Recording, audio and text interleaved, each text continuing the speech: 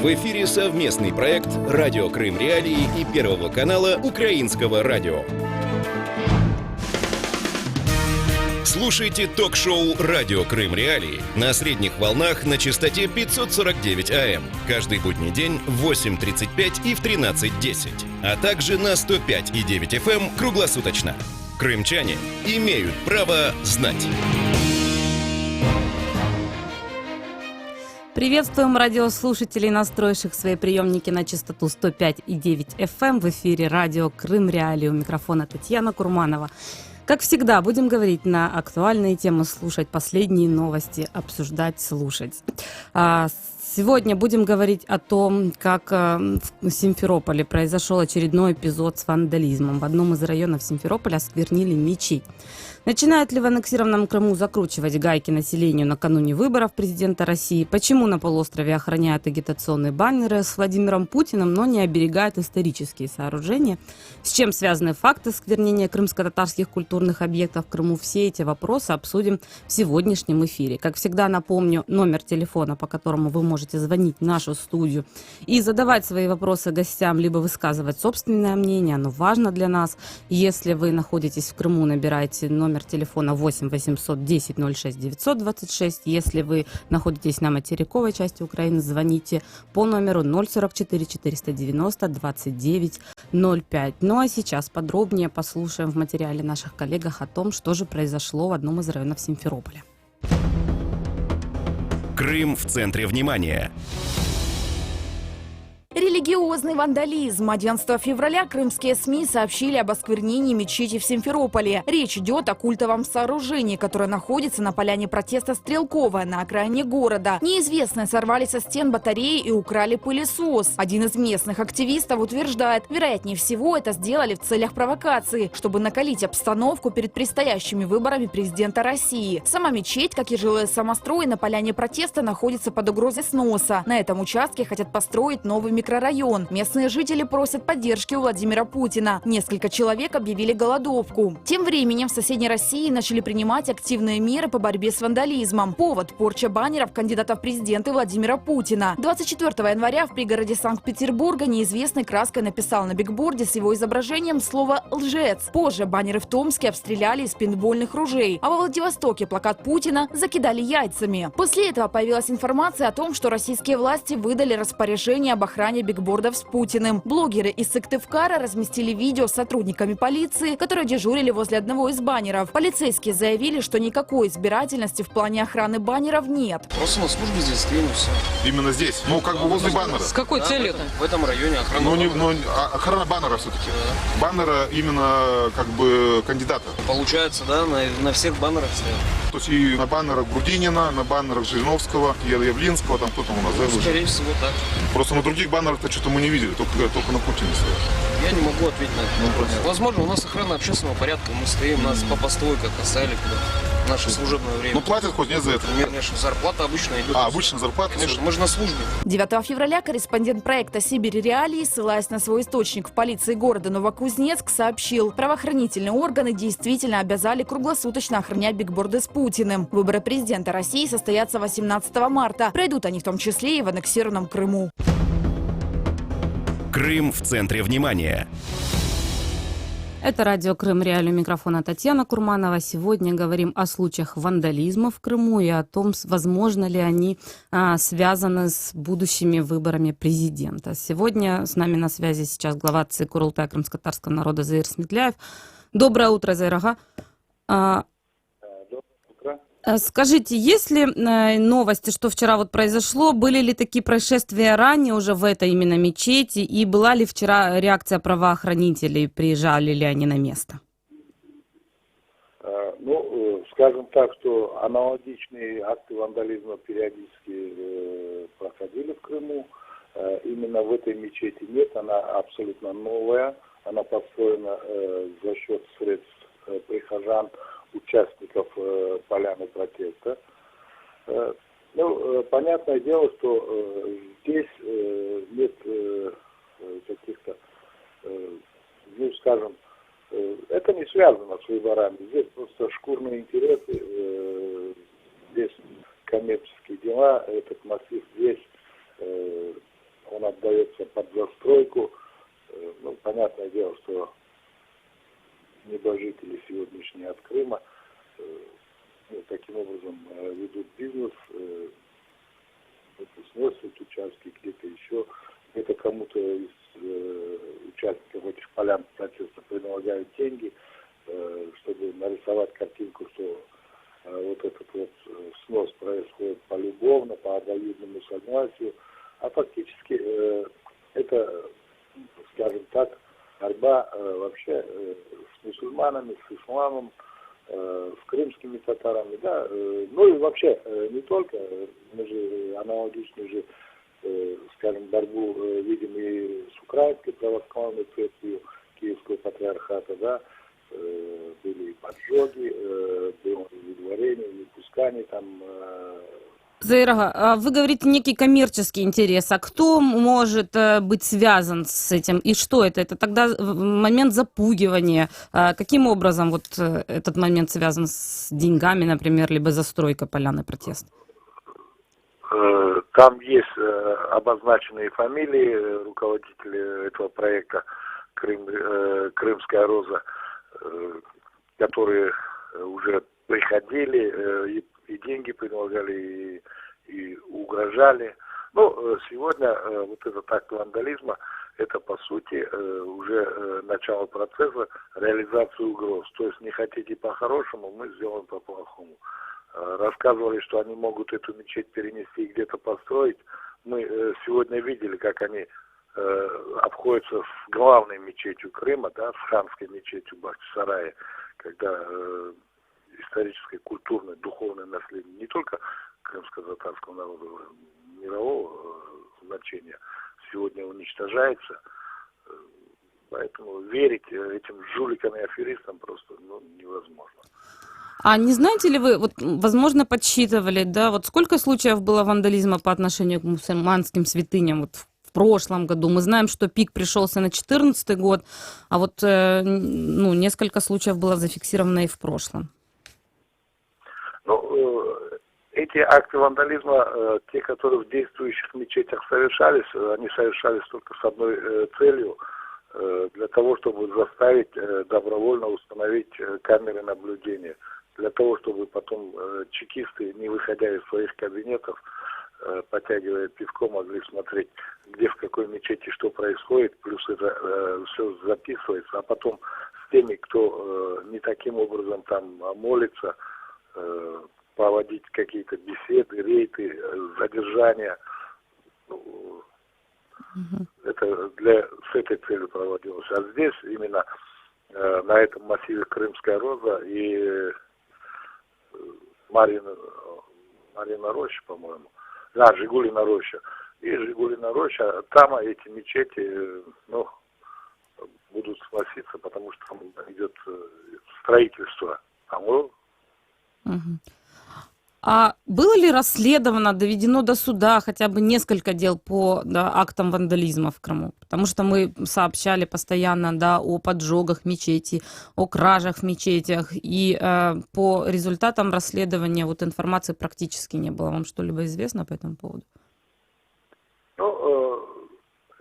Что в свое время, когда эти поджоги совершались в мечетях, были вандализмы на кладбище, мы представителям силовых структур и в украинское время, скажем, и после этого в Крыму делали заявления, но однако должной реакции не было. И был такой курьезный случай, когда я проходил пункт пропуска на Чунгаре, ко мне подошел этот ФСБшник, говорит: ну что, вы нашли там поджигателя этой мечети? Я говорю, а как это я должен сказать? Это же ваша функциональная обязанность. Он смеется, говорит, видите, не нашли. А там поджог был совершен в день, по-моему, Курбан-Байрам был, но непосредственно прямо в день праздника, когда люди должны были прийти. Сакская мечеть за день до праздника была поджжена. А здесь, в Красногвардейском, именно в день праздника. И оказывается, вот те силовики, бывшие СБУшники сегодня, которые ФСБшники, я поэтому Просто у меня все сомнения по поводу того, кто эти поджоги совершал, сразу отпали, и почему никто не нашел тех людей, кто совершал эти поджоги. А тогда же, по-моему, смотрите, по Ровному в Красногвардейском нашли же 35-летнего некого жителя, который якобы в состоянии алкогольного опьянения поджег эту мечеть. Непонятно, да, был там суд, не был? Ну, был бы какой-то пьяный житель, это все видели бы люди, это же непосредственно до праздничного намаза, там, ну, и я сам выезжал, никакими пьяными там не пахло, там было видно, что это сделано целенаправленно, там рассказывали, что якобы согреться он мог в другом месте, там была электрическая плитка, там была комната с печкой, с дровами, со всем этим остальным. Поэтому те бредни, которые там на кого-то наговорили, а потом, ну, ясное дело, сказали, что, ну, что там, мы на тебя скажем, и все это замнется. Как это и этим закончилось. Зырага, хотела еще уточнить маленький момент. Вот я сейчас вспомнила, что, вот, например, в Белогорском районе, да, мусульман просили на мечети снизить громкость, да, призывов муэдзина. Такие случаи были еще в Крыму после? Ну, неоднократно были в разных населенных пунктах. Ну, есть и такая тенденция. Когда говорят о толерантности, когда говорят о том, что Российская Федерация светское государство, и ни одна из религий не может быть государственной, и тут же всех дружно стоят, начинают там крестить, поливать святой водой, там еще что-то. Ну и, скажем так, сегодня уже в Крыму практически не осталось населенных пунктов, где на въездах не установили бы кресты, и это в то время, когда в них проживают представители различных конфессий. Никто не согласовывает, и зайдите в прокуратуру, зайдите в МВД, еще в какое-нибудь государственное учреждение, ну, и часовни стоят, и бюсты там всяких императоров, императриц. Ну, такая толерантность, такое отношение к соседям, да. То есть кто-то говорит, я победил, и я буду делать все, что я хочу. Хочу мечеть снесу, хочу заменю оригинальные балки на какой-то ширпотреб и буду рассказывать, что как это было. Зайрага, скажите, пожалуйста, а планируется ли каким-либо образом усилить безопасность вот мусульманских святынь? В 2014 году я помню, что были группы, да, из мусульман, которые самостоятельно охраняли, в отличие от правоохранителей, на мечети. Вот сейчас, особенно в преддверии выборов, когда возможна любая провокация, планируется ли что-либо подобное? Ну, скорее всего, это вещи бесполезные, потому что ты будешь охранять здесь, вандализм будет совершен в другом месте. Сегодня силовикам нужны какие-то провокации для того, чтобы где-то, может быть, произойти столкновение, где-то еще что-то, чтобы они показали свою необходимость, нужность. Да, они будут охранять бигборды, они будут вылавливать мнимых там террористов, которые, или шпионов, которые какие-то данные передавали секретные. Ну, ни для кого же не секрет, все там воинские части, все эти спецподразделения находятся в тех же казармах, где раньше находились украинские. Ничего нового же нету. Оказывается, какой-то шпион чего-то там нашпионил. Спасибо большое. Я напомню, что с нами на связи был глава ЦИК Курултая крымско-татарского народа Заир Смедляев. Это радио Крым Реалии. Я напомню еще раз наши бесплатные номера телефонов 8 800 10 06 926. Звоните нам, если вы в Крыму. Если вы житель другого украинского региона, звоните по номеру 044 490 2905, однако эти звонки по тарифам вашего оператора. Кроме того, вы можете оставлять свои вопросы и мнения в Твиттере, предлагать свои темы программ. А с нами на связи украинский политолог, политтехнолог Борис Тизенгаузен. Доброе утро, Борис. Доброе утро. Скажите, пожалуйста, вот как вы считаете, вот акты вандализма, которые вот первый уже, да, в Крыму в новом году вот недавно был совершен, связаны с общим ухудшением криминогенной обстановки в Крыму, либо это вот такой единичный случай, ничего нам не говорящий? Случаи не единичные. В прошлом году и в июне, и в мае были акты вандализма по отношению к мусульманским мечетям. Поэтому, эти вещи, они связаны, но не линейно. То есть, во-первых, в преддверии выборов всегда наблюдается повышенная активность различных радикальных групп и просто городских сумасшедших. То есть вот с этим связано, я думаю, и охрана бордов, никак не с тем, что ожидают какой-то спланированной акции от кого-то по уничтожению этих бордов, потому что в Крыму давно все просматривается, прослушивается, поэтому Крым вот в плане выборов для Кремля должен стать такой витриной. То есть в Крыму должен быть чуть-чуть больший процент, чем по всей России за Путина. В Крыму должно пройти все чуть спокойнее, чем по всей России и так далее. То есть Крым, задача Кремля сейчас показать, что Крым настолько российский, что там даже выборы проходят лучше, чем в других регионах. И вот поэтому я думаю, что если подумать логически, то, в общем-то, вот эти акты вандализма накануне выборов невыгодны и самому Кремлю.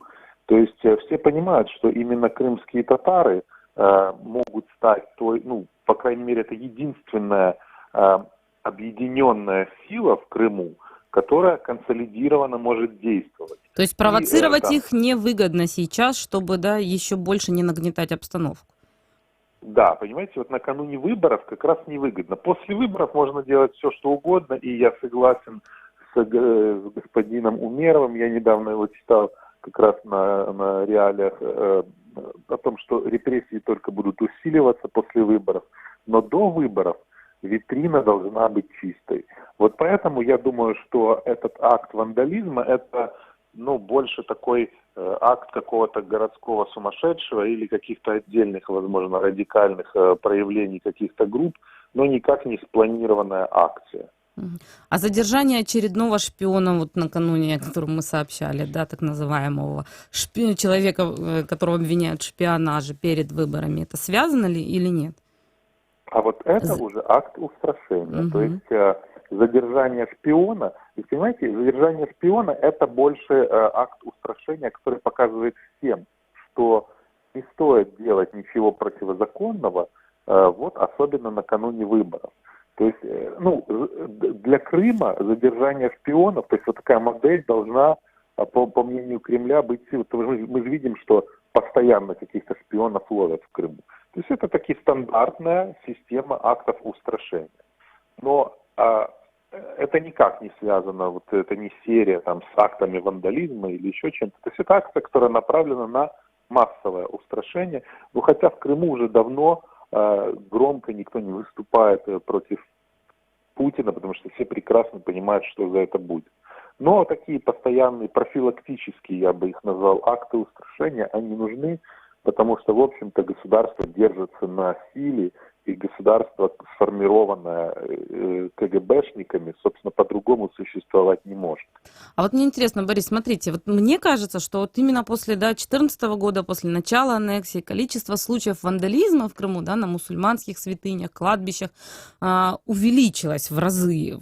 Связано ли это с устрашением, и можно ли говорить о такой закономерности, и видим ли мы спад, либо наоборот подъем, этой закономерности, если она существует? Закономерность вполне объяснима. После аннексии Крыма именно крымские татары стали единственной такой оппозиционной силой в Крыму, которая еще как-то сопротивляется режиму, и высказывает свое мнение по поводу незаконной аннексии. То есть и с этим связаны и репрессии, которые максимально направлены на представителей крымско-татарского населения. Поэтому тут все логично. Как только все поняли, что только крымские татары являются такой объединяющей протестной силой, собственно, против их святынь, против их кладбищ, и начались так называемых адептов Путина, со стороны адептов Путина, такие такие акты вандализма. Украинский политолог Борис Тизенгаузен с нами на связи. Оставайтесь, пожалуйста, на линии. Сейчас примем звонок от нашего слушателя. Это радио Крым Реалии. Здравствуйте. Представьтесь и ваш вопрос. Откуда вы звоните? Здравствуйте. Я житель Симферополя. И хотел бы сказать, что после проведения выборов, как мне кажется, России нужно приступить к демонтажу Украины как вражеского государства. Спасибо большое вам за ваше мнение. Я еще раз напомню, что в нашем эфире недопустим язык вражды и подобные высказывания, особенно связанные с нарушением украинского законодательства. Борис Тизенгаузен, напомню, украинский политолог и политтехнолог с нами на связи. И говорим о случаях вандализма в Крыму. Пытаемся понять, связаны ли эти случаи, особенно вот последние, произошедшие на этих выходных в Симферопольском районе, с предстоящими выборами на полуострове. И Заир Смедляев, глава ЦИК Курултая крымско-татарского народа в нашем эфире, и Борис Тизенгаузен считают, что эти случаи не связаны. Правильно, да? Сделаем вывод из нашей беседы, Борис. Ну да, не связаны, но, собственно, вот на примере этого звонка, который только что был, мы видим, что достаточно людей в Крыму, которые готовы на там радикальные действия. И особенно после выборов, что, кстати, показательно, как мне кажется. Особенно после выборов, да.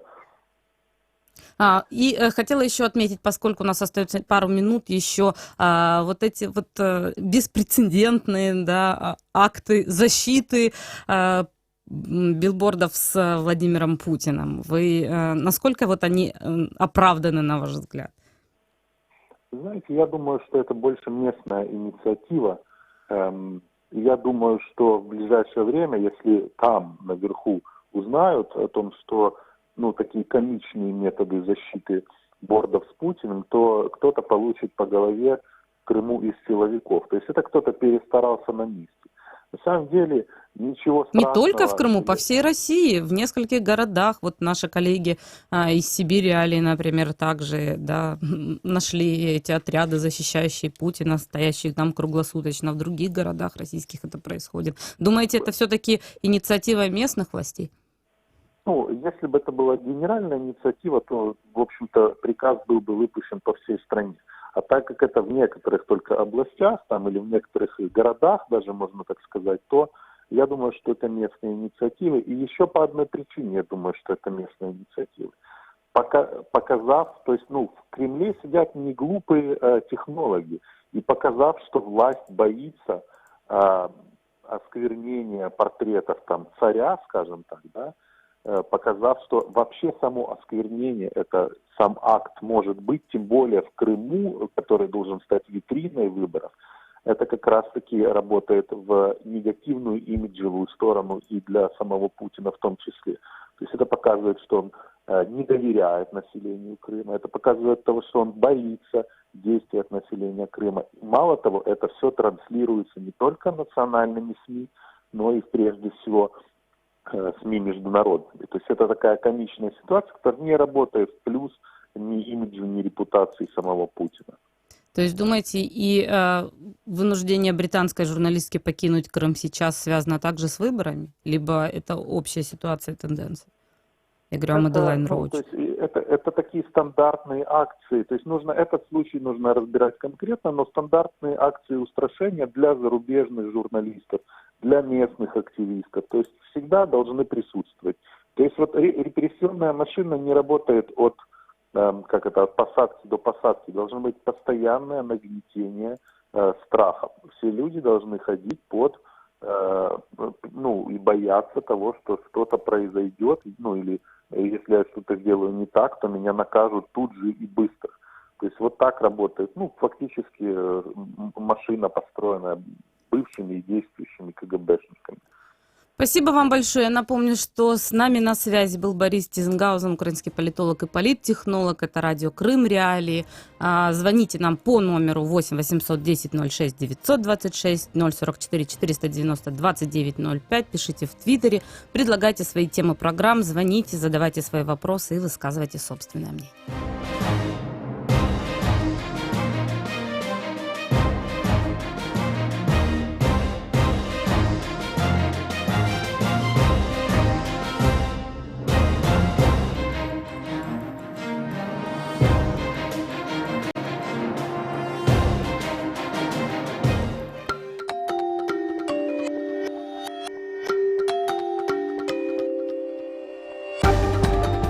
Новости в эфире «Радио Крым. Реалии».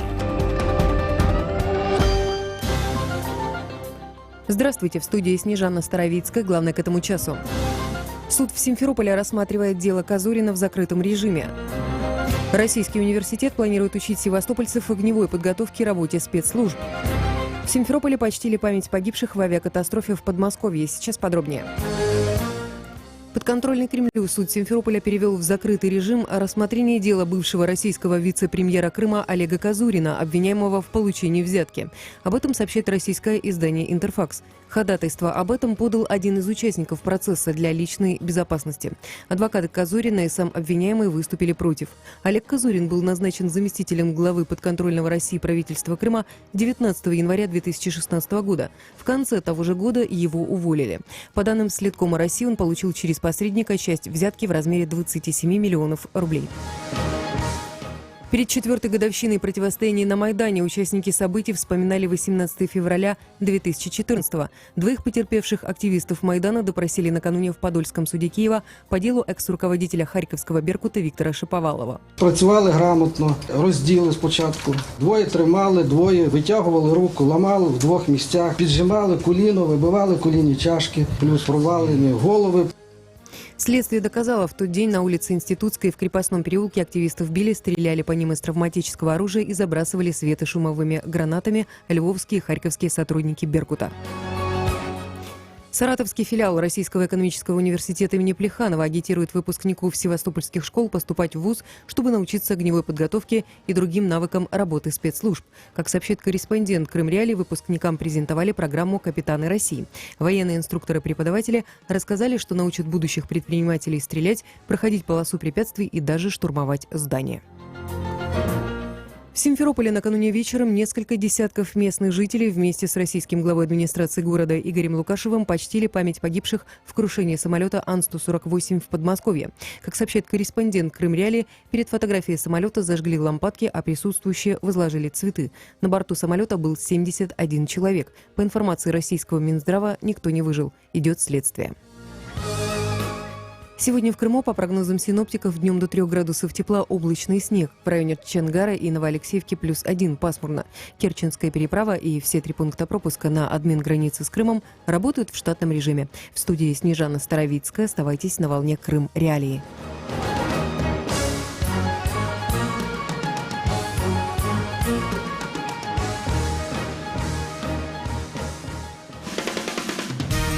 Слушайте ток-шоу «Радио Крым Реалии» на средних волнах на частоте 549 АМ. Каждый будний день в 8:35 и в 13:10.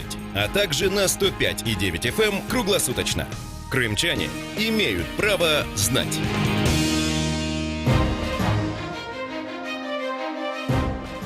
Продолжается эфир радио Крым Реалии. У микрофона Татьяна Курманова. Напомню, что вы можете слушать нас круглосуточно на частоте 105,9 FM. Как всегда, у нас работает телефонная линия, по которой вы можете звонить, задавать свои вопросы, оставлять собственное мнение. В очередной раз напомню эти номера: 8 810 06 926, если вы в Крыму, 044 490 29 05, если вы находитесь в других частях Украины. Тема дня.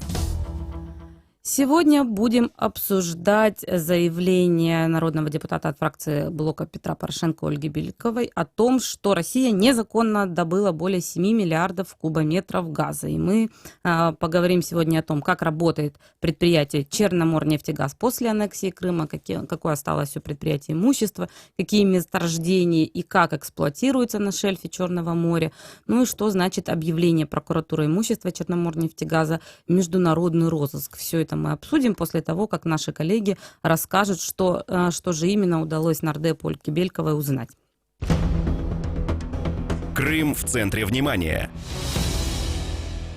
За время аннексии Крыма Россия незаконно добыла более 7 миллиардов кубометров газа, нефти и природного конденсата. Об этом 7 февраля сообщила народный депутат от фракции «Блок Петра Порошенко» Ольга Белькова во время выступления в Верховной Раде. Она отметила, на этой цифре российские власти вряд ли остановятся. Депутат рассказала, сейчас в Кремле работают над легализацией использования українських ресурсів. В Росії не витрачають час дарма і намагаються прийняттям окремих законів легалізувати незаконний видобуток видобуток нашого з вами газу. Так, 31.12.17 уряд Росії схвалив зміни до так званого закону про об особенностях правового регулирования отношений в сфере пользования недрами в связи з прийняттям в Російську Федерацію Республіки Крим. Фактично цим законом сьогодні намагаються дати можливість різним приватним офшоркам видобувати наш газ для того, щоб вони все забрали і потім не було навіть до кого позиватися. Белькова призвала депутатов и украинских дипломатов объединиться для поддержки Черноморнефтегаза в международных судах по искам против России. В 2014 году из-за аннексии предприятие «Нафтогаз Украины» потеряло контроль над украинской государственной компанией «Черноморнефтегаз». Ресурсы предприятия, в частности буровые установки, флот и другое имущество, были захвачены россиянами. Позже «Черноморнефтегаз» восстановили на материковой части Украины. 17 октября 2016 года «Нафтогаз Украины» и 6 ее дочерних компаний подали иск к России. Они требуют возместить убытки, которые понесли из-за незаконного захвата активов в Крыму. В декабре 2017-го правительство России одобрило законопроект о проведении аукционов по участкам недр на шельфе Черного и Азовского морей. Министр природных ресурсов и экологии России Сергей Донской отметил, согласно российскому законодательству, с 1 октября 2015 года лицензии на недра, выданные Украиной до аннексии, признаются недействительными.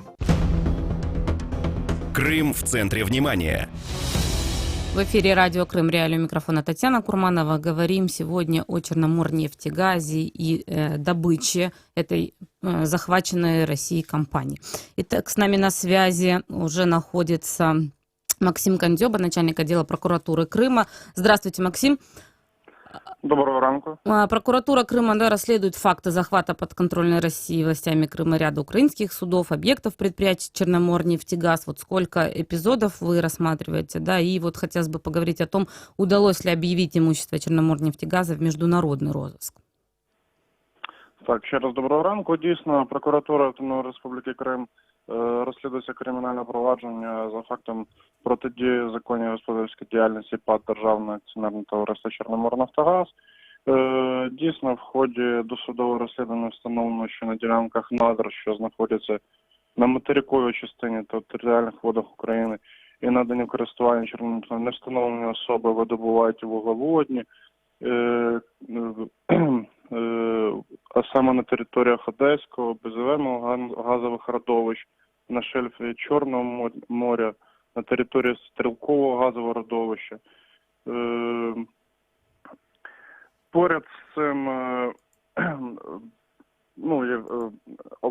у тому числі, окрім всіх інших слідчих дій і заходів, які були пророблені в ході досудового розслідування прокуратурою, а також головним управлінням Національної поліції в Автономній Республіці Крим, представниками ПАТ «Чорноморнафтогаз», екіпажі кораблів морської охорони, у вересні 2017 року було здійснено вихід до північно-західної частини Чорного моря, до районів Одеського, Галіцинського, Штурмового, Архангельського газових родовищ, де здійснено візуальний огляд 4 самопіднімальних плавучих бурових установок, у тому числі Петроград-Даванець, Україна, Сиваш, Таврида, 6 морських стаціонарних платформ, 5 блоків кондукторів та морських буксирів. Під час цього огляду встановлено, що на усіх зазначених об'єктах дійсно перебувають озброєні особи. На 2 самопіднімальних плавучих бурових установках вже змінено назву. Це Петроград-Даванець, Крим-1 і Крим-2. Крим-2, так, дійсно. Максим? Пропала связь с начальником отдела прокуратуры Крыма Максимом Кандзёбой. И я напомню, что мы говорили с ним об имуществе Черноморнефтегаза, которое было захвачено в Крыму в 2014 году. И также напомню, что благодаря деятельности прокуратуры Приморским райсудом Одессы, например, были арестованы 27 судов Черноморнефтегаза. И прокуратура Крыма добивается объявления имущества Черноморнефтегаза в международный розыск. А с нами на связи Светлана Нежнова, глава компании Черноморнефтегаз в Украине. Здравствуйте, Светлана. Здравствуйте. Хотели уточнить, да, вот подробнее поговорить с вами о том, что происходит на данный момент. Вот заявления, о которых мы в сюжете и говорили, о добыче Россией 7 миллиардов кубометров газа. О чем это свидетельствует, по вашему мнению? Идет выкачка абсолютно газа. Это много или мало? Вот, чтобы мы со слушателями понимали, какая это цифра? 7 миллиардов кубометров газа. Российская Федерация продолжает незаконную добычу газа на шельфе Черного моря и Азовского моря, в том числе и в экономической зоне Украины. И с момента аннексии 7,2 миллиарда кубометров газа выкачано Российской Федерацией. То есть, безусловно, запасы уменьшаются газа на шельфе Черного моря в связи с их добычей. И, соответственно, это большие объемы, и они заявлены в международных судах против действий Российской Федерации на оккупированной территории. А как удалось зафиксировать эту информацию? Вот ведь она была практически засекречена, да, после рассмотрения дел, как мне кажется, в международных судах. На сайтах ничего не было Черноморнефтегаза захваченного. И вот как удалось узнать о количестве, да, вот кубометров газа, добытого Россией? Отчетность периодически публикует нелегитимное предприятие «Черноморнефтегаз», через которое действует оккупационная власть Крыма. И это можно найти в интернет-изданиях. То есть иногда на сайтах появляется информация, да, но редко. И хотела уточнить у вас, вот Россия, да, последний день года принимает новый, да, закон об особенностях, так называемого, да, правового регулирования отношений в сфере пользования недрами Крыма. И вот для чего принимаются эти изменения в законодательстве России? О чем это свидетельствует, на ваш взгляд? Россия хочет скрыть свои преступления в преддверии международных судов, которые начинаются в текущем году. Поскольку мы знаем, что в мае уже в Гааге начнется рассмотрение суда, международный суд будет, который НАК «Нефтегаз» подал в рамках соглашения по взаимному защите инвестиций против Российской Федерации. И, соответственно, если ранее в 2015 году принимала Российская Федерация закон, которым определяла выдачу спецразрешений на пользование недрами правительством без аукционов, то теперь будут проводиться аукционы и на шельфе Черного моря, что само по себе замечательным является, поскольку шельф-то принадлежит с данными недрами Украине. И таким образом будут привлечены туда субъекты, в которых часть Российской Федерации, собственность не меньше 50%. То есть, соответственно, все эти офшорные организации, которым Российская Федерация планирует отдать недра в пользование, могут потом судиться, в общем-то, и с Украиной. То есть, таким образом, Россия пытается завуалировать хоть каким-то образом ту ситуацию, которая сейчас происходит на шельфе. Хотела поговорить еще об активах, оставшихся у Черноморнефтегаза, да, вот чем сейчас владеет, да, Черноморнефтегаз, находящихся не в Крыму активах, я имею в виду. Стрелковое месторождение добывает газ Черноморнефтегаз, это шельф Азовского моря, обеспечивает генический район населения. К счастью, удалось вернуть контроль над данным месторождением. Это единственный источник доходов на данный момент предприятия, поскольку наша основной задачей является сохранить юридическое лицо для международных судов, и, естественно, должна быть абсолютно точно хозяйственная деятельность. Потому что не выжить предприятию, не сохранить юрлицо и не участвовать в международных судах, если мы не будем, в общем-то, управлять данным предприятием и содержать его.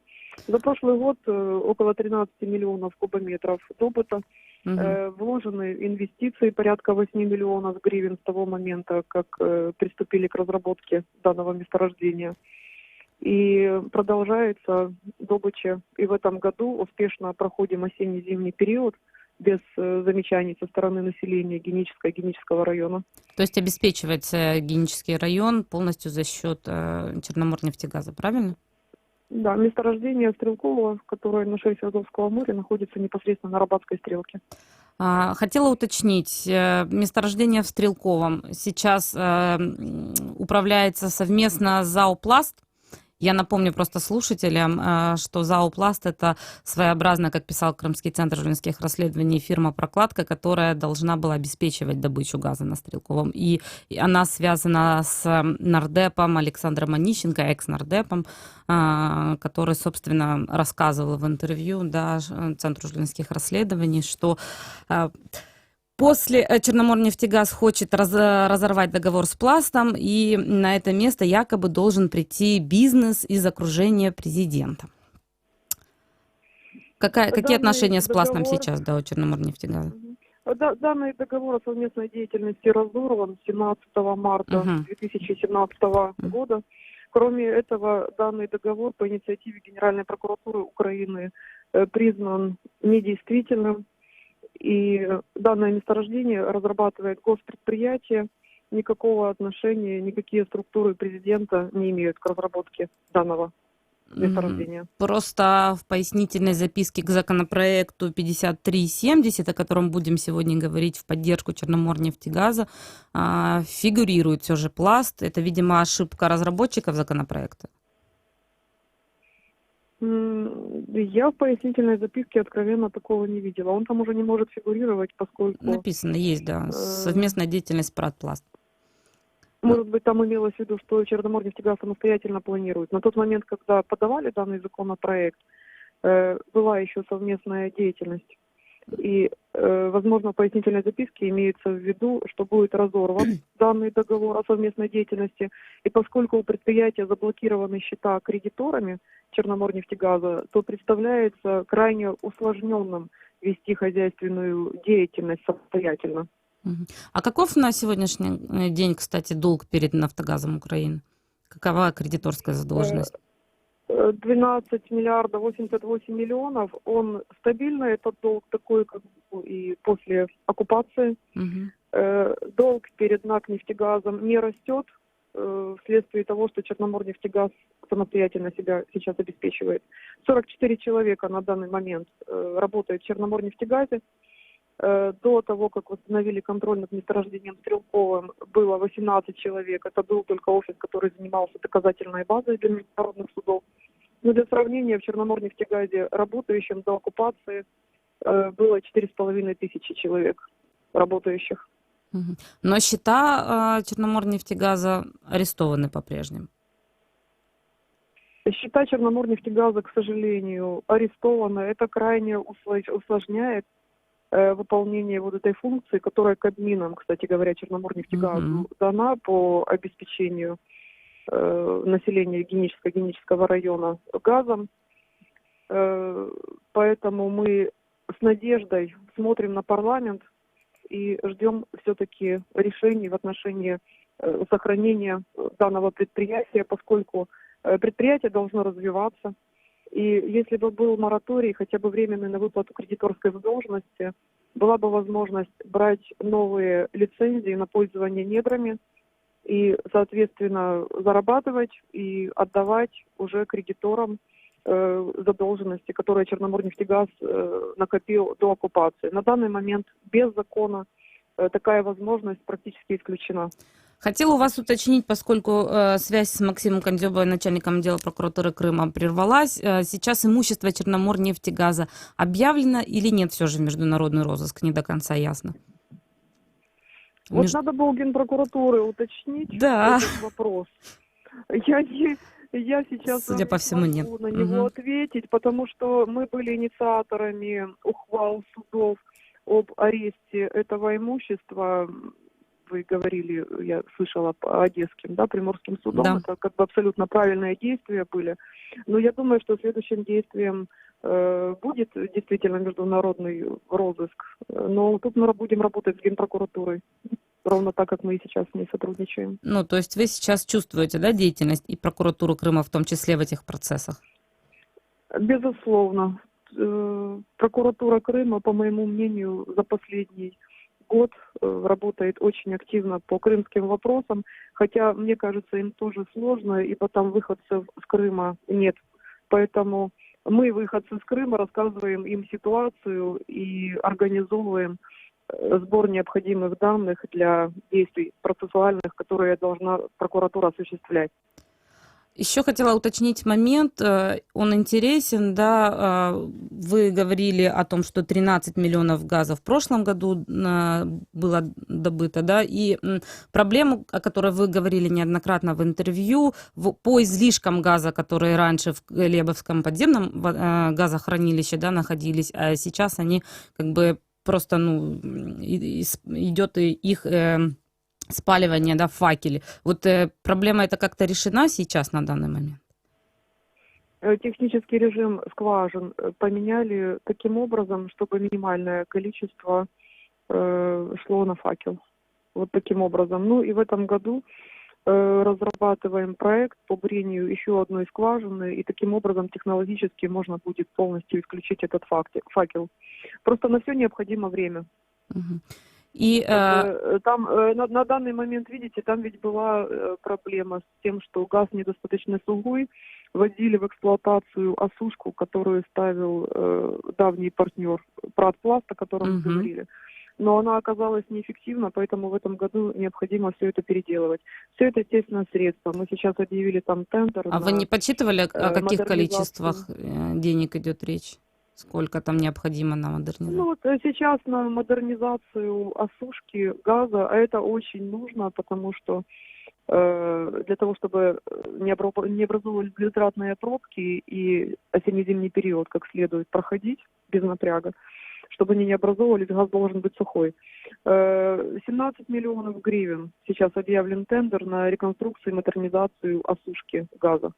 Разработан проект. Для того, чтобы разработать проект, тоже необходимо было и тендер провести, и утвердить в Укрботдержэкспертизе. То есть на это там около полугода понадобилось. А с учетом того, что счета арестованы, все эти процедуры очень затянуты по времени. Мы же должны работать в законодательном поле, и мы это делаем. Поэтому с соблюдением всех процедур в таких непростых условиях финансового, хозяйственного существования, безусловно, затягиваются эти процессы. Но эти проблемы призван решить законопроект 5370, и вот мы об этом сейчас поговорим. Спасибо вам большое, Светлана. Напомню, что глава компании «Черноморнефтегаз» Светлана Нежнова была на связи со студией радио «Крым Реалии». У микрофона Татьяна Курманова. Напомню, говорим сегодня о деятельности захваченном «Черноморнефтегаза» в Крыму и о законопроекте 5370, призванным решить эту проблему. Здравствуйте, Ольга. Ольга, народный депутат Украины, инициатор законопроекта.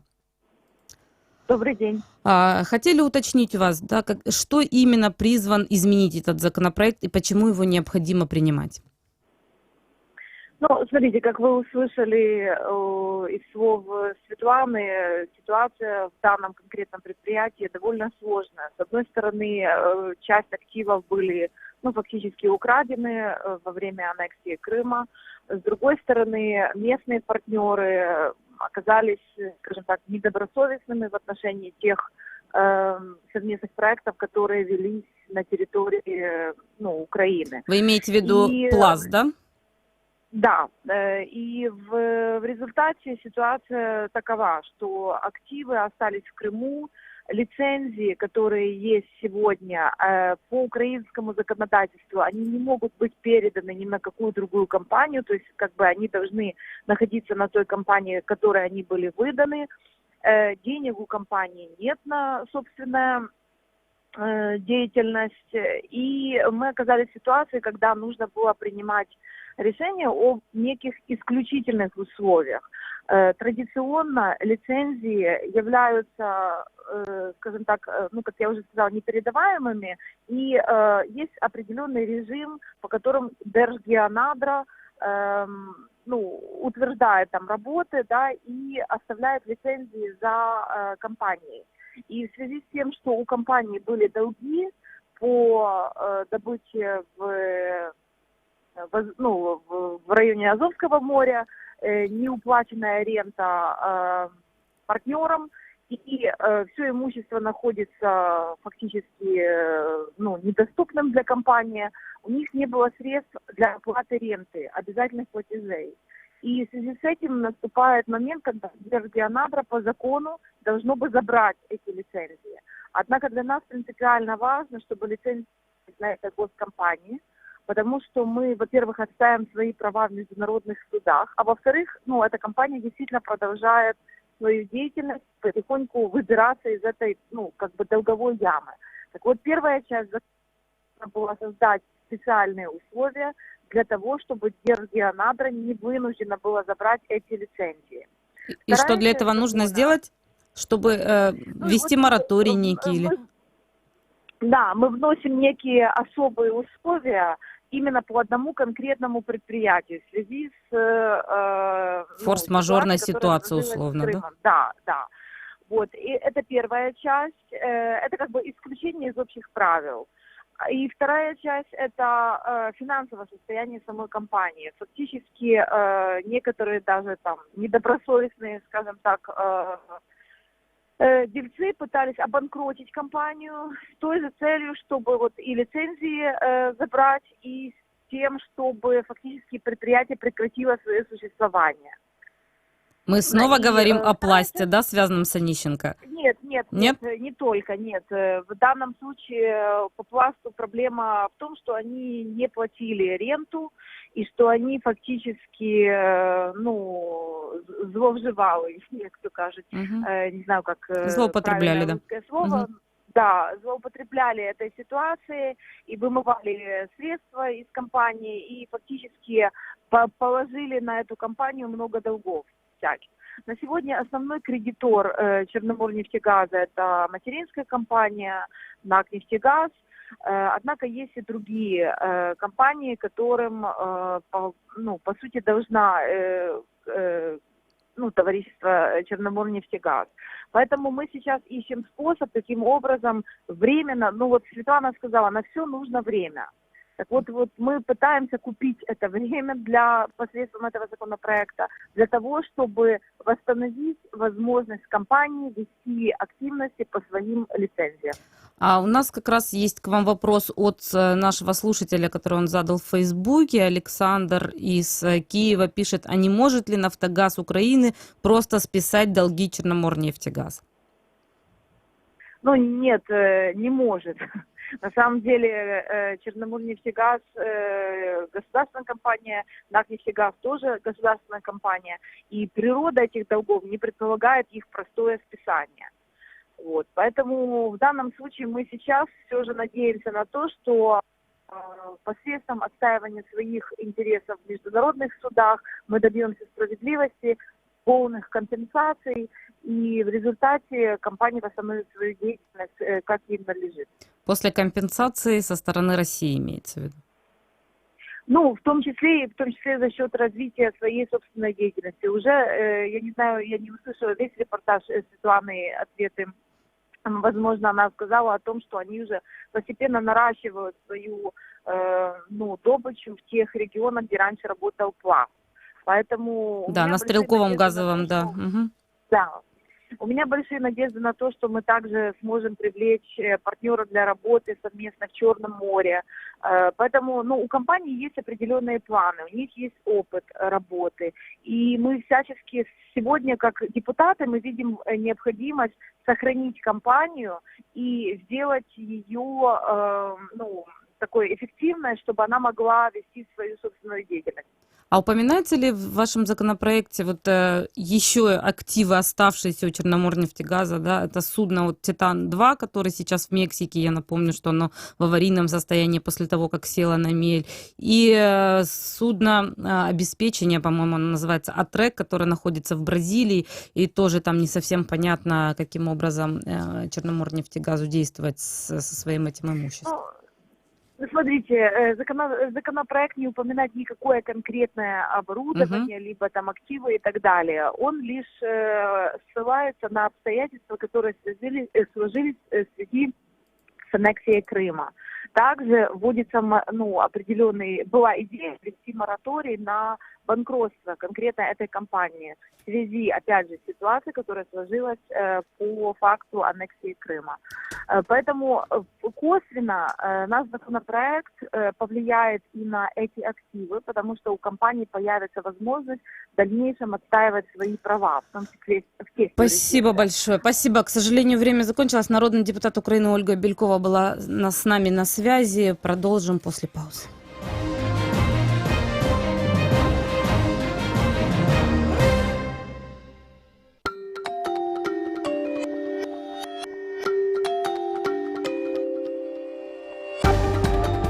Новости в эфире «Радио Крым. Реалии».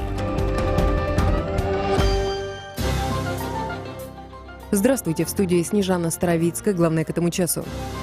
Власти Крыма хотят воссоздать на полуострове СМЕРШ.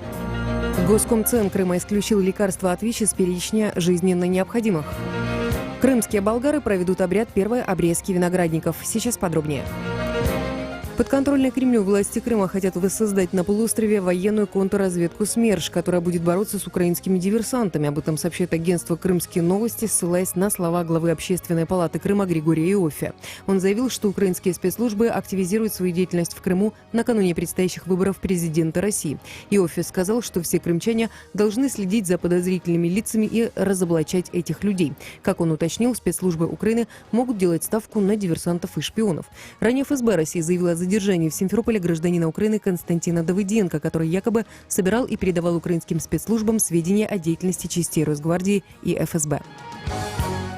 В аннексированном Крыму утвердили новый перечень жизненно необходимых и важнейших лекарственных препаратов для медицинского применения на этот год. В нем нет лекарств от вируса иммунодефицита человека ВИЧ. Об этом сообщил подконтрольный Кремлю Госкомитет по ценам и тарифам Крыма. Перечень лекарств дополнен 60 препаратами и 8 новыми лекарственными формами. Среди новинок противоопухолевые и противовирусные препараты. Реликтовые секвойя-дендроны, которые растут на южном берегу Крыма, могут исчезнуть в ближайшие годы. Североамериканские деревья плохо приживаются на побережье. Такое мнение в комментарии Крым Реалии высказал российский начальник отдела экологического муниципального контроля администрации Ялты Александр Грамотенко. По его словам, завезенная из Америки секвойя в Крыму вторую родину не обрела. Она не образовывает семена, а соленость воды негативно влияет на их корневую систему. Региональная болгарская автономия Крыма 17 февраля отпразднует День виноградарей и виноделов народным праздником Трифон-Зарезан. В этот день болгары проведут обряд первой обрезки виноградников. На этот раз в селе Кольчугино Симферопольского района. Виноградные сады здесь появились еще в начале 19 века. Традиционное мероприятие начнется с молебна. Затем по народным обычаям участники проведут обряд ритуальной обрезки виноградников, а также выберут царя виноградарей и виноделов и проведут конкурс вин. Сегодня в Крыму днем до 3 градусов тепла, облачный снег, обещают синоптики. В районе Чонгара и Новоалексеевки +1, пасмурно. Керченская переправа и все 3 пункта пропуска на административной границе с Крымом работают в штатном режиме. В студии Снежана Старовицкая. Оставайтесь на волне Крым Реалии.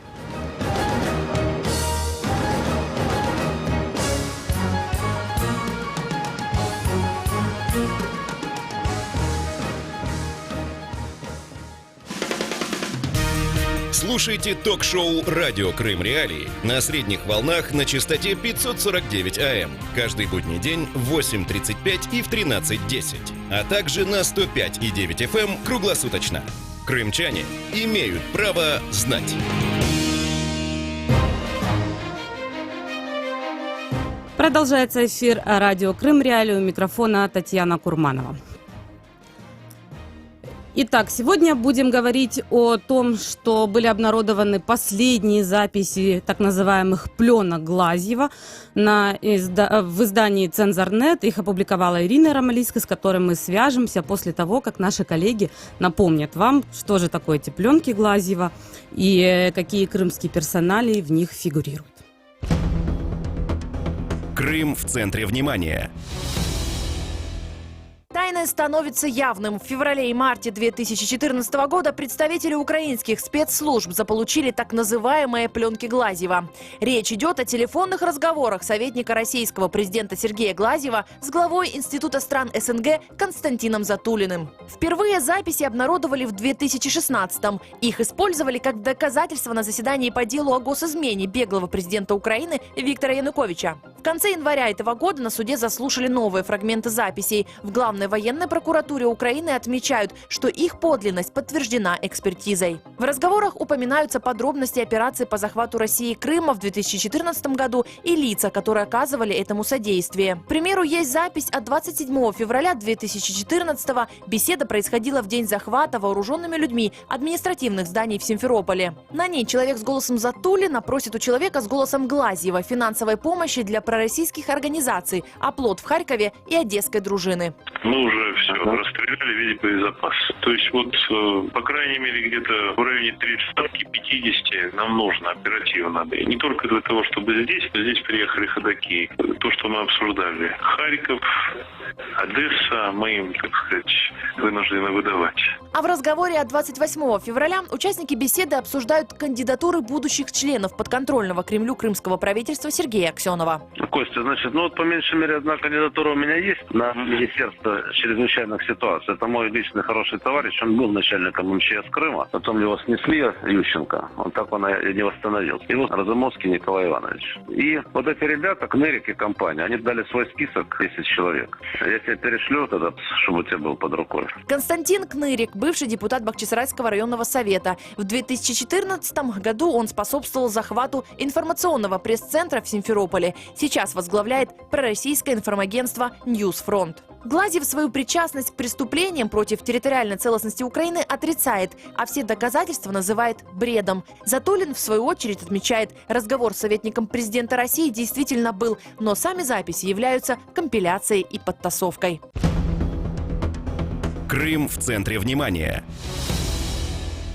Продолжается эфир радио Крым Реалии. У микрофона Татьяна Курманова. Напомню еще раз наши номера телефонов 8 800 10 06 926. Если вы находитесь в Крыму, этот номер бесплатный. 044 490 29 05. Если вы в других регионах Украины, этот номер по тарифам ваших операторов. Кроме того, свои вопросы можете задавать нам в Фейсбуке и Твиттере. И напомню, что мы сегодня говорим о так называемых пленках Глазьева. И будем говорить, собственно, о том, о каких новых фактах аннексии Крыма повествуют эти аудиозаписи, да, какие именно крымские персоналии фигурировали в этих пленках, да, и какая уголовная ответственность предусмотрена этим фигурантам, также мы поговорим. А с нами на связи сейчас находится журналистка Громадського радио и Цензор.нет Ирина Ромалийская, чьи места Ирина Ромалийская будет с нами чуть позже, а сейчас с нами на связи находится Андрей Веленович, вице-премьер-министр Крыма, председатель общественной организации «Сила права» Андрей Сенченко. С ним будем говорить о том, какие же персоналии фигурировали. Но начнем нашу беседу с вопроса о том, как вы считаете, Андрей Веленович, эти пленки показывают, что Аксенов, Константинов и же с ними принимали свои решения самостоятельно в первые дни аннексии, либо они были марионетками российских, представителей российских властей? Доброе утро. Ну, во-первых, я хотел бы сказать, что ничего такого нового из этих пленок мы не узнали, потому что российские сценарии, ну, такой, скажем так, ползучей аннексии Крыма, они были и раньше. Я напомню выборы президента Мешкова, и тогда те же самые крымские персонажи были участниками сценария. Ну, вот, в частности, Сергей Цеков, который сейчас от оккупированного Крыма числится членом Совета Федерации государства-агрессора. Тогда он был близким соратником Мешкова и недолго пробыл спикером крымского парламента. И вот подобная публика, она все эти годы, начиная с начала 90-х, она активно подкармливалась из Москвы по самым разным каналам. Затулин, который является фигурантом этих пленок, являлся одним из вот таких кураторов, и его этот фейковый институт, по сути, так сказать, занимаешься подрывной деятельностью в бывших советских республиках, в частности, так сказать, и в Украине. Он являлся крышей для вот этой деятельности. Ну, я напомню, был еще такой персонаж Лужков и...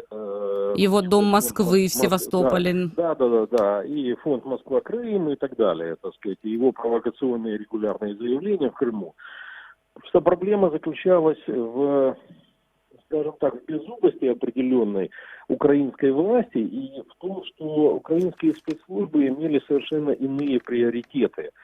И особенно ярко это, вот, скажем так, деформация спецслужб выразилась во времена Януковича, когда они были, по сути дела, перезаточены с задачи защиты интересов государства и украинского народа на задачу защиты хозяев жизни Януковича и компании от гнева вот этого самого народа. Андрей Вильянович, надо сказать, я секунду хочу закончить мысль по спецслужбам. Надо сказать, что сейчас определенные исправления этих искривлений происходят, но не до необходимой степени, потому что по-прежнему у украинских спецслужб, в частности у СБУ, осталось очень много несвойственных функций, которые они используют там, для зарабатывания денег, вместо того, чтобы бороться с врагами нашей страны. и, собственно, ваши тезисы подтверждают отрывки, да, из этих переговоров, обнародованные цензором. Если позволите, послушаем пару отрывков и обсудим, ну, чтобы мы не были голословными и чтобы было понятно и слушателям, которые, возможно, не видели еще и не ознакомлены с этими переговорами. Ну, вот хочу сказать, есть обращение Верховного Совета Крыма, это ты сам знаешь. У него внутри собралось 52. То есть кворум изменился. Вот, по мнению наших друзей, они будут голосовать за правительство Аксенова. Надо было говорить, может, еще даже какая-то херня. Ну, так, по крайней мере, несколько наших санаторий, внимание, это где-то там обсудили и приговорили. Слушай, ну, они должны за него себя ответственность, что ли? Ну, я не знаю, так мне сказано, я не стал углубляться, чтобы не напрягать. И еще один маленький кусочек. 28 февраля Глазьев с Затулиным снова говорили, и вот его послушаем, он тоже весьма показателен. Да. Костя, привет. Привет. Я тебе там смс-ку отправил, там, видимо, этих женщин будут хоронить скоро. Надо это все дело как-то оформить правильным образом, в пропагандистском смысле. Чтобы они были героями там и так далее, чтобы народ был, так сказать, ну, в общем, это событие такое очень важное, как это все будет сделано. А когда? Сегодня, что ли? Ну, они погибли же вчера, но не сразу хоронят, обычно третий день, значит. Не, я знаю, когда погибло, но да. Ну, я точно не знаю, я думаю, это легко там выяснить. Просто надо конституционно. Верховный Совет почтил память молчанием, в общем, как-то травную церемонию. Не в стиле там этих, конечно, идиотов, но чтобы это было торжественно, чтобы была доля СМИ. Чтобы они были объявлены героями сопротивления, там как-нибудь так. Да. Очень важный момент, что мы своих жертв, так сказать, не забываем. Хорошо. Вот, и ты мне тогда сориентируй, как с Аксеновым говорить. Потому что мы готовы предоставить специалистов, во-первых, и по юридическим вопросам, чтобы они писали там постановления и законы. И мы сейчас можем запустить, я хочу с начальником согласовать проект корпорацию развития Крыма срочно. У нас все для этого готово, там все стояло. Значит, плюс таможню надо брать обязательно под контроль, чтобы они не воровали там. Тут очень много вопросов. У нас есть кадры, и надо нам эти кадры, так сказать, срочно туда вводить, не стесняясь, там, какой у них паспорт. То есть Сергей Глазьев и Константин Затулин, собственно, да, я напомню тем, кто, возможно, не слышал, говорили о митинге 26 февраля, да, перед Верховной Радой Крыма, когда погибла женщина, и вот они обсуждают, в частности, да, как устроить из ее похорон такой вот показатель крымской власти, да, их деятельность. И, кроме того, обсудили массовку перед Верховной Радой Крыма. А тогда, я напомню, это уже 27 февраля, после того, как Верховная Рада Крыма и Совмин были захвачены, российские СМИ показывали, что это жители Крыма встречают Россию, а на самом деле, как мы сейчас видим в этой пленке, эта массовка была проплачена и непосредственно организована Глазьевым и Затулиным. Как вы считаете, Андрей Вильянович Сенченко, напомню, с нами на связи, вице-премьер-министр Крыма на тот момент и председатель общественной организации «Сила права». Вы непосредственно участник тех событий, 26-го весь день там были, и 27 февраля. Показательны ли вот именно эти отрывки, на ваш взгляд? Только давайте уточним. Я последний раз вице-премьером правительства Крыма был в 97 году. Да, 20 я лет назад. Ну да, а то вы так слегка переиначили. решила повысить вас в должности, прошу прощения, да, экс-вице-премьер. Да, так вот, хочу сказать следующее, что манипуляция общественным мнением это одна из основных технологий российских спецслужб. И я напомню, весь вот этот психоз, который раскручивался в Крыму, связанный там с какими-то поездами бандеровцев, у которых рога и копыта, и огонь из пасти, и сейчас будут тут распинать мальчиков и прибивать гвоздями, так сказать, к каким-то доскам объявлений и так далее. Это все технологии. Эти технологии достаточно тщательно отрабатывались, и реализация их хорошо финансировалась. И задача была одна — раскрутить вот этот психоз и повернуть в определенной степени, в определенном направлении эмоции людей. Это происходило и в Крыму, и на Донбассе. И это лишний раз подчеркивает, что это составляющие российской вооруженной агрессии. Это не какие-то местечковые сценарии, потому что местных предателей их просто пользовали. Как обычно в таких ситуациях, так сказать, пользует агрессор и спецслужбы государства-агрессора. Ну, собственно, те персоналии, которые они обсуждали, назначения на посты не совсем были, да, собственно, реализованы. Кстати, вот начальником МЧС Крыма, собственно, Затулин очень хотел, чтобы стал им Николай Разумовский, но как этого не произошло, как мы видим. Почему, на ваш взгляд? То есть не мог Затулин принимать такие решения вместе с Глазьевым? Еще раз повторю, вопрос не в том, каких марионеток проставили на те или иные кресла или рассадили. Вопрос заключается в том, что это была явная российская вооруженная агрессия. И исходя из этого, и наше правосудие, и международное сообщество должно оценивать происходящее, результаты и то, что, так сказать, сегодняшнюю ситуацию на оккупированных территориях.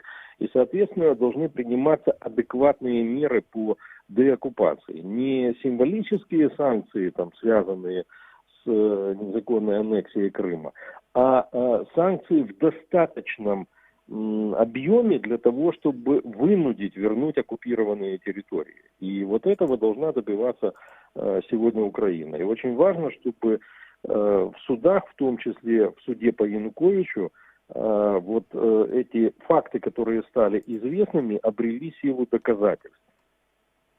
Ну, мы будем следить за этим событием, понятное дело, но мне кажется, все равно обнародование этих фактов подтверждает тезисы, которые неоднократно звучали, но теперь здесь есть и материальное, да, тому подтверждение.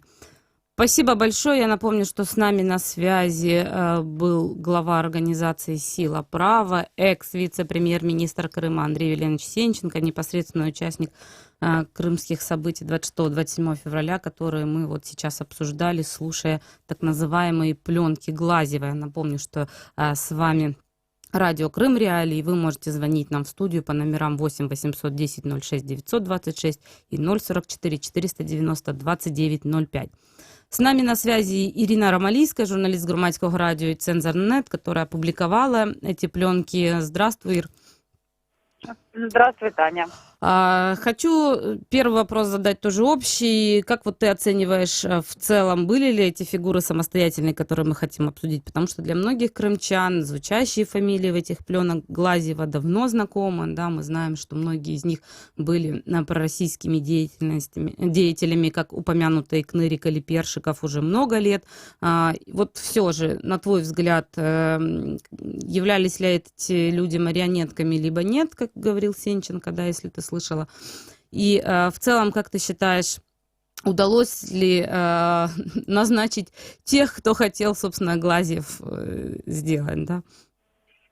Ну, я думаю, что сложно сказать в данном случае однозначно. Я думаю, что это было очень ситуативно все развивалось. В какой-то момент люди проявляли, видимо, самостоятельность. В какой-то момент им не удавалось сделать то, что они хотят. То есть ключевой вопрос. Да, безусловно, всеми процессами руководила Россия. Руководил ли этим Гладьев? У меня большой вопрос и большие сомнения. Мне кажется, что это скорее был как Гладьев, так и Затулин.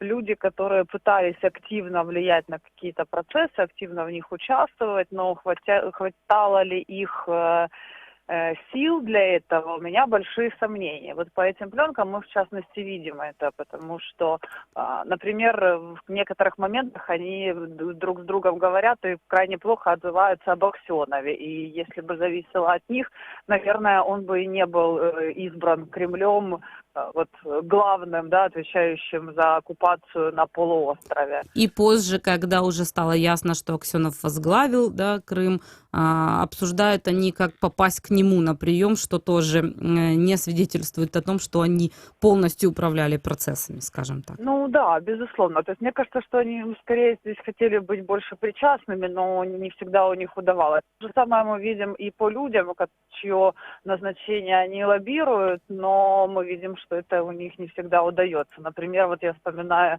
генерала Разумовского, если я не ошибаюсь, которого Гладьев очень хотел видеть во главе МЧС. МЧС, да, и у него это не удалось, и он об этом всегда рассуждает и просит, чтобы его назначили, но его не назначили. Поэтому я думаю, что каждый случай отделен по каждому человеку. А что касается вот этих совсем мелких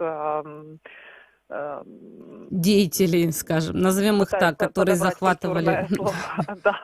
Да, то, ну, наверное, совсем уж они не самостоятельные. И, собственно, мы это видим потому, как сложилась их карьера. Они сейчас где-то в Донецке, в Луганске ездят между Донецком, Луганском, Москвой и Крымом и выступают просто такими придворными шутами, высказывающими какие-то свои или не свои, точнее, мнения.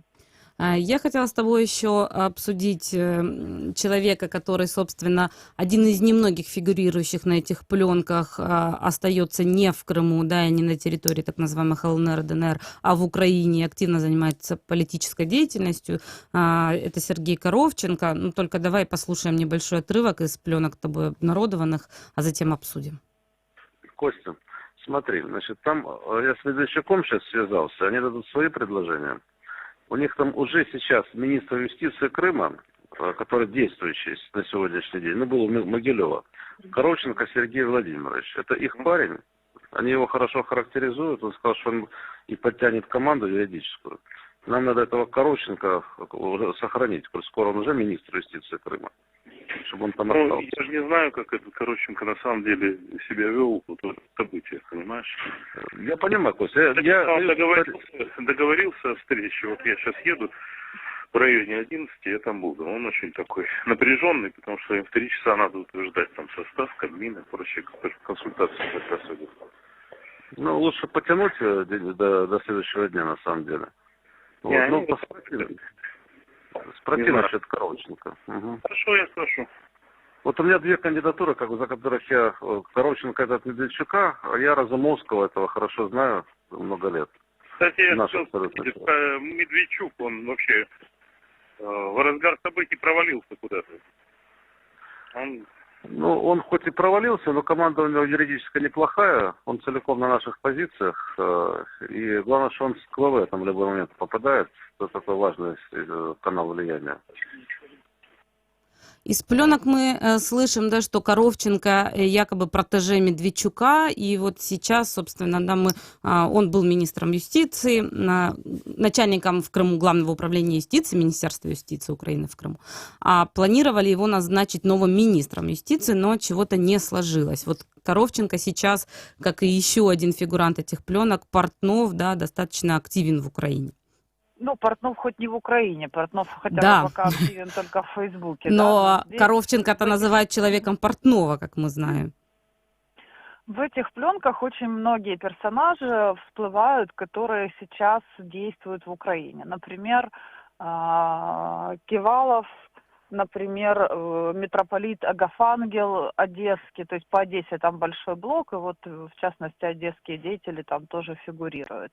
Тот же Портнов, по поводу которого Гладьев говорит, что это он готовил проект постановления для Верховной Рады АРК и тем самым убеждает Константинова принять этот документ, говоря, что вот его разработал Портнов. Наверное, это должно все лечь в основу, ну, или, по крайней мере, если уж не уголовных дел, то точно проверок для прокуратуры, для того, чтобы уже следователи оценили их участие во всех этих крымских событиях. Да, мы с Удовиченко сейчас успеем еще поговорить. Угу. Не знаю, были ли проведены подобные проверки, но вот что касается Портнова, например, точно знаю, что некая правозащитная группа уже обратилась в прокуратуру генеральную и к Луценко, и к Матиосу, и в СБУ, с тем, чтобы их проверили, Портнова, причастность Портнова. Но мы сейчас, да, Удовиченко еще уточним, есть ли какие-то проверки по отношению к Коровченко, поскольку он сейчас активно работает в 210-м округе в Черниговской области, да, и мне кажется, эта ситуация показательна, поскольку, например, экс-глава апелляционного суда Крыма Валерий Чернобук, который также присягнул России, обучал судей, он теперь является советником мэра Филатова, по которому не было открыто ни одного производства, да, хотя налицо были нарушения законодательства Украины. Такая же ситуация, скорее всего, возможно, да, с Коровченко, но вот он не был назначен, и интересно, является ли это показателем, хотя бы для того, чтобы провести эти проверки. Отметить, что некоторые люди в принципе не идентифицированы в этих пленках прокуратурой, то есть мне удавалось, например, помощница, человек, который обозначен вот в расшифровках прокуратуры в материалах уголовного дела как безымянная помощница Головко, председателя Луганского областного совета на тот момент. И просто воспользовавшись там какими-то своими связями и источниками, пройдя несколько кругов, мне удалось выяснить ее имя, фамилию, не какая-то не помощница, это на самом деле журналистка тогдашней местной областной газеты. Ну и так далее. То есть там очень часто Лев Миримский, например... Миримский, да, ныне покойный, да, у него опять-таки в части пленок прокуратура его просто опять-таки не идентифицировала, потому что они его там иногда называют Лева или Мирим, и в расшифровках прокуратуры он всплывал как Меренский или еще как-то, но в общем тоже неизвестный человек. То есть над этими пленками стоило бы все-таки поработать еще специалистам, и я уверена, что это не все пленки, что там гораздо больше есть у самой прокуратуры или у СБУ, и на этих пленках, которые не обнародованы, есть гораздо больше фамилий, которые тоже очень интересно было бы узнать. И обещает ли прокуратура их обнародовать? Вот часто ты постоянно освещаешь заседание суда этого и знаешь много инсайдов. В рамках этого суда точно нет. Это все, что было в материалах дела в рамках этого суда. Но тут стоит понимать, что сами эти пленки взялись в рамках этого дела из другого дела, из дела относительно самого Глазьева. И вот там наверняка гораздо больше объем, но я, к сожалению, не занималась отдельно делом Глазьева и не писала запросы, ну и уверена, что пока не будет суда, они не будут обнародованы, хотя, конечно, хотелось бы. Спасибо большое, Ир. Я напомню, что Ирина Ромалийская, журналист Громадського радио Цензорнет, была на связи со студией радио Крым Реали. А мы сейчас будем говорить с Александром Удовиченко, заместителем прокурора Автономной Республики Крым, поскольку после публикации в СМИ этих пленок, которые расшифровала Ирина Ромалийская, прокуратура Крыма стала проверять причастность экс-первого замглавы АП времен Януковича Андрея Портнова к постановлению Верховного Совета Крыма во время начала оккупации полуострова, как мы сообщали, и узнаем, возможно, и по господину Коровченко также проводится проверка. Добрый день, Александр. Добрый день. Прошла ли уже проверка по Портнову? Что можете нам рассказать? Ну, проверка это назвать нельзя, это называется, то есть мы проводим досудебное расследование, потому что действительно в ряде средств массовой информации после публикации всеми уважаемой нами Ирины Ромалийской, которая только что была в эфире, прошла информация о том, что якобы действительно в разговорах, задокументированных в ходе расследования дела по госизмене Януковича, были разговоры помощников президента Российской Федерации якобы причастности указанного вами лица к подготовке постановления о референдуме в 2014 году на территории Крыма. Этот факт не остался нами незамеченным. Нами начато соответствующее уголовное производство по статье 111 «Государственная измена». И сейчас проводится следствие для того, чтобы этот факт либо подтвердить, либо опровергнуть. И по результатам следствия будут приняты соответствующие решения, о чем мы... Пока больше никаких фигурантов нет. У нас 20 секунд буквально. Кроме Портнова не будет больше производства пока. На данном этапе мы занимаемся вот этим вопросом. Благодарю вас. Заместитель прокурора Крыма Александр Удовиченко был на связи со студией радио Крым Реалии. Мы заканчиваем наш сегодняшний эфир, но напомню, что наши номера 8 810 06 926 044 490 29 05 работают. Пишите нам в Твиттере, предлагайте свои темы программ, заходите на сайт Крым Реалии, читайте наши материалы и смотрите прямые видеотрансляции эфиров.